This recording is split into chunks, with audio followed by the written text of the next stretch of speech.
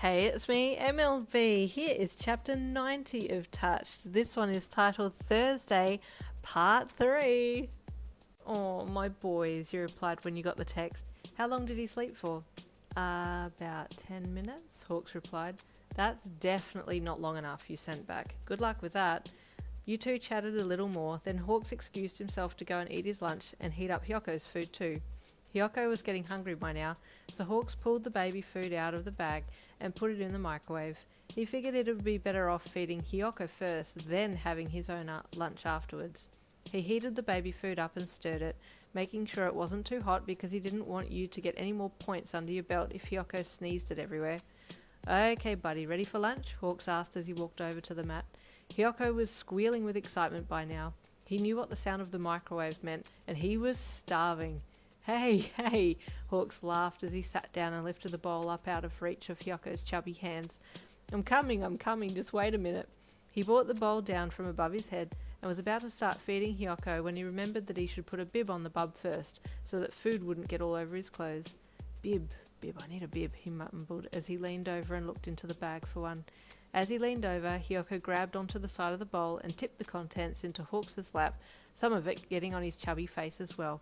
Ah! Hawks yelped as he flicked his wings to get up quickly. Hiyoko burst into tears at being covered in food, and Hawks quickly got to work cleaning them both up. Thankfully, you had put another set of clothes in the bag, so he changed Hiyoko again and then looked for more food. Sorry, buddy.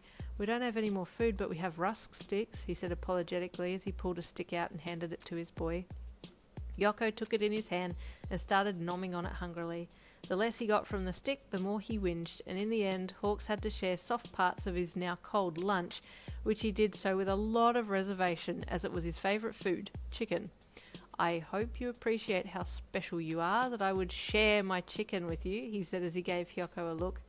After lunch, Hiyoko wanted to explore again, and set off, pulling himself around the room, while Hawks got another paper finished. That was now 2 papers done for the entire day, whereas normally he would finish more than 15. Hiyoko was flapping his wings more and more, and a few times he managed to lift off the ground and crash into something again, which kept Hawks on his toes. By 3 p.m, Hiyoko was starting to whinge and cry for no reason, so Hawks put him in the baby backpack and walked around the room to get him to sleep, but Hiyoko fussed and struggled to get out, trying to free his wings so he could try and escape. Why won't you just fall asleep already? Hawks groaned after trying to get Hiyoko to sleep for the past 45 minutes. Then he paused. Oh, Yin did say I'd say something like that, didn't she? He thought. He shook his head with a sigh.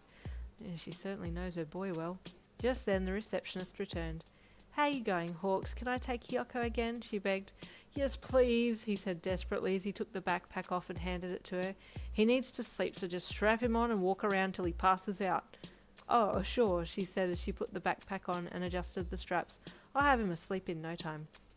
Thank you, he said in a defeated tone. She smiled and left with Hiyoko, who shut up the minute she walked into the hallway. There was so much to see that he completely forgot to whine. Hawks quickly sat down to do some more paperwork and the phone rang. He groaned as he reached for it. Hawks here, he said in a dead voice. After a long, useless phone call, he then tried to do some more work. He had just picked up the pen when another colleague walked in with more paperwork. You've got to be kidding me, he deadpanned. Hawks, I'm back, the receptionist called cheerfully as the colleague left and she entered the winged hero's office. No, Hawks said in a tired, broken voice. No, please take him for a bit longer. I really need to get... He's done another poo, she said apologetically as she turned side on so Hiyoko could smile at his daddy from the backpack. Hawks burst into tears as he flopped his head down on the desk. Are you okay? The receptionist asked with concern as she quickly came across to place a hand on him. He hasn't slept at all. I've got nothing done and I dropped his lunch and it went everywhere and... Oh, the receptionist purred gently. You sound like a mother with a newborn. Is this your first time looking after him all day? Yes, Hawks sobbed.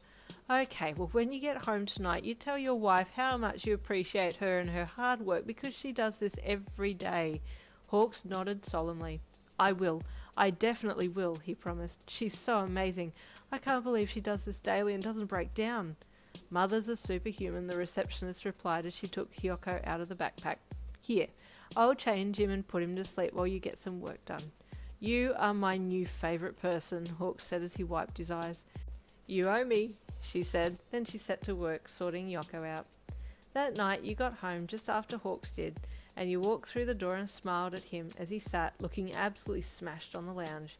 He straightened and tried to look more alive when he saw you. Where's Yoko? You asked him as you walked over. Sleeping, he said with a forced smile. How did you go today? You asked dubiously. Oh, amazing. It was easy. He did everything I said he would, Hawks lied. You are so lying, you replied with a giggle as you stopped in front of him. Okay, I am, he said as he broke down. He wouldn't sleep, and then he was getting into everything. I dropped his lunch, and you chuckled sympathetically and climbed onto his lap, cradling his head between your boobs as he continued to offload to you. Aw, not so easy, huh? You asked smugly as you stroked his head.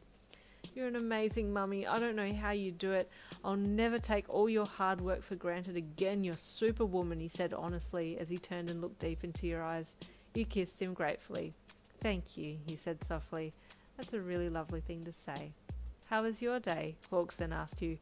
Oh, it was amazing, you said excitedly. I left with just my handbag and... Wait, just a handbag? No massive nappy bag stocked with every conceivable item? Hawks gasped dramatically. Yes, can you believe it? You replied, playing along with his little charade. And then I got food, and I didn't have to share it with anyone, and I ate it hot. Hawks gasped jealously. You giggled and continued. And I didn't need to keep an eye on the clock for nap times. I could just enjoy my day. I am so jealous, Hawks deadpanned. You both chuckled, and you hugged him again. So, he said, as he pulled back from the hug. My wager? And there ends chapter 90. Stay tuned for chapter 91.